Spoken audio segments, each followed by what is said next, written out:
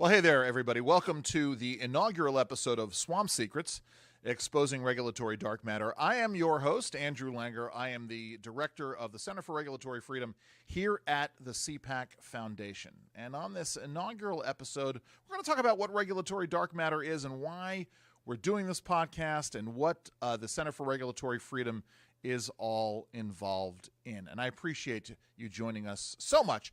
So, regulatory dark matter is a phrase that was coined by a colleague of mine at the Competitive Enterprise Institute by the name of Wayne Cruz. Now, the regulatory state, and I've talked about this on some of the other podcasts that we've done here at CPAC, the regulatory state is everything that comes out of the federal executive branch. Congress passes a law, and then it is up to the executive branch to interpret and enforce those laws.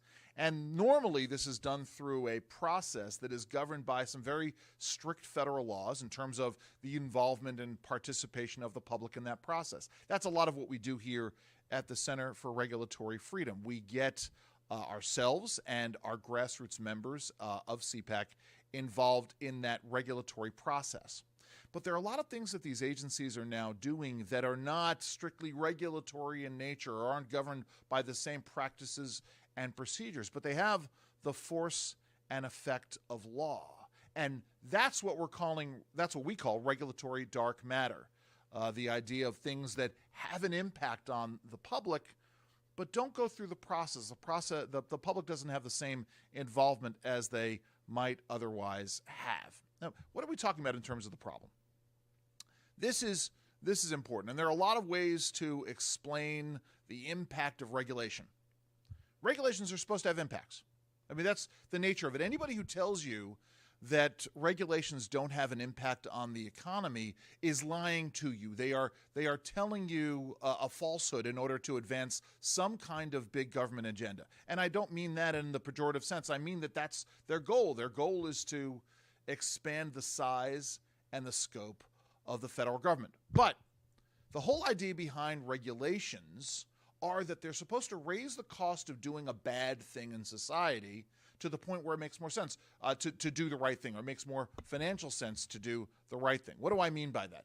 Well, I mean that, for many, many decades, the knock on business was that they would cut corners and to save money. In order to save money, they would sacrifice on health and safety and the general environment. And so the idea behind the massive regulatory state is to raise the cost of those things so that they have to do the right thing. So that's where we get into this idea that regulations cost money. Now, personally, I don't like necessarily giving regulatory impacts just in pure dollars and cents numbers. I like to talk about time, because time is the only thing that small business owners can't make more of. It is a finite quantum in the universe.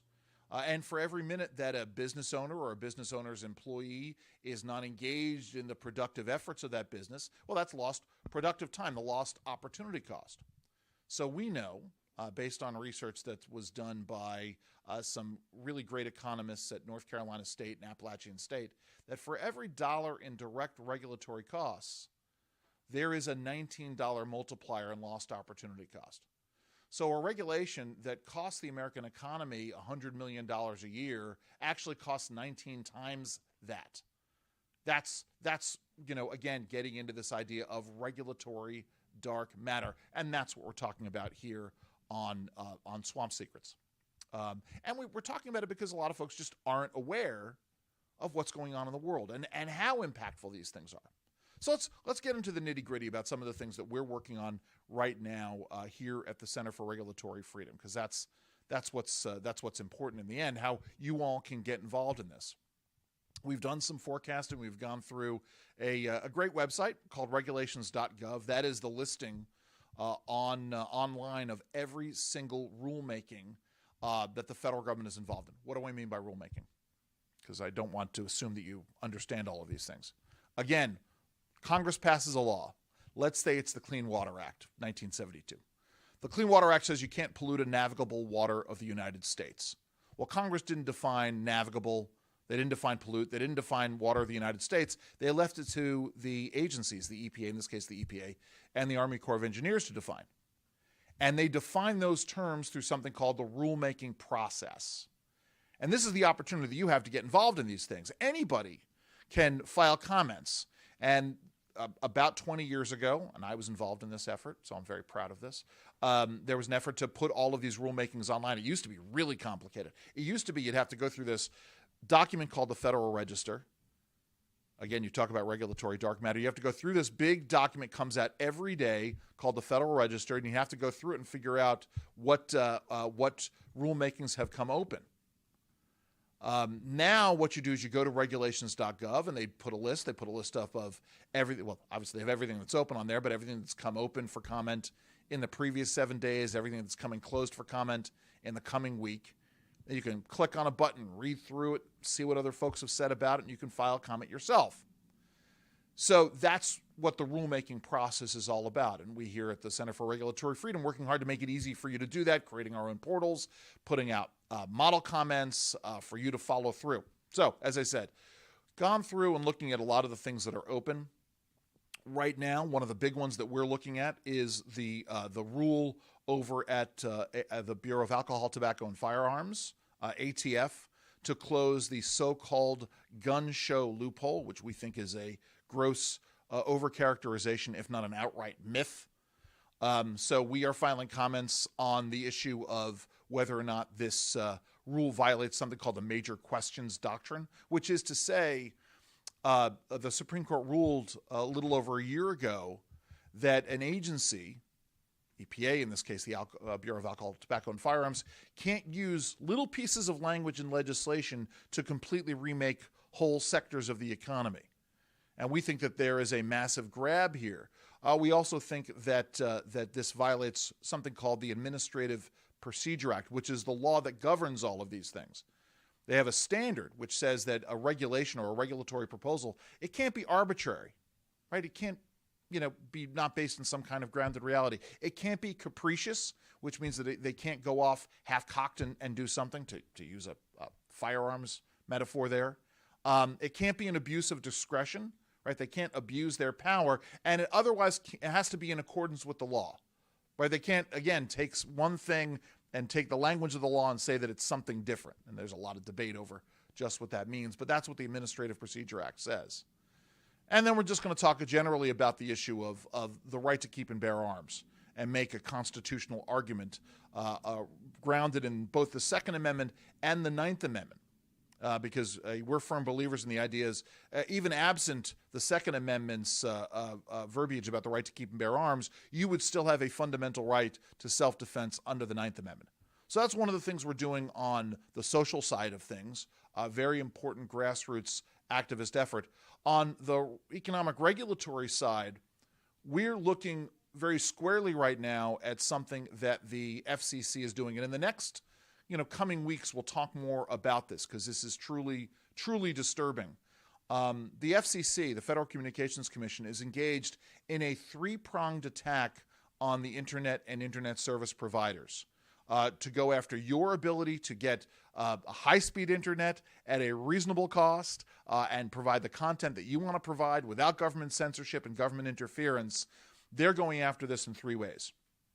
Way number one is they want to go after and reclassify the internet and internet service providers as utilities. They essentially want to turn them into entities that are like your local power company, your local water company, your local gas company. And we all know how well those entities work.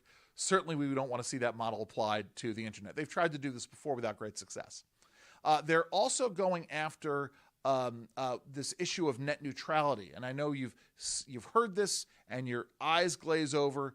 But the idea is very simple and straightforward. It used to be that the left would claim that they needed net neutrality because they didn't want internet service providers to engage in censorship. Well, now we know the left doesn't care about censorship, or they want censorship online.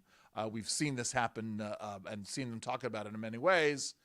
So they have reintroduced net neutrality under the guise of dealing with national security. Well, we need this power for national security reasons. So they're going to go down that road. And also they want to deal with setting rates and making sure that everybody pays the same thing regardless of the kind of service, regardless of the quality of service. The third thing they're doing is they are imposing the DEI philosophy, diversity, equity, inclusion model, to internet regulatory governance. They call it dealing with digital discrimination.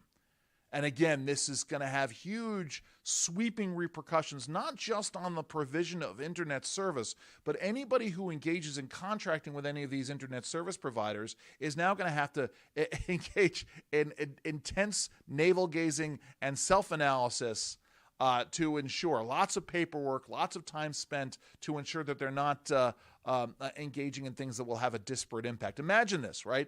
We've been talking for years about making sure that the digital divide is broached, that we're providing good, high-quality, high-speed internet service to America's inner cities. Well, all of a sudden you're a contractor digging trenches for fiber optic cable in a major city. You could theoretically get dinged under these new proposed FCC guidelines for engaging in digital discrimination because you're digging in low-income neighborhoods to provide the very service that they want to provide. By the way, before I close out, that's another huge thing in terms of this issue of regulatory dark matter, which is regulations and regulatory philosophies that actually put rules and agencies in conflict with one another. We're seeing this time and again. I'm just talking about the Biden administration wants to provide the highest speed internet at the zero cost to low-income communities, but at the same time, they're going to make it impossible for the internet service providers to provide that service.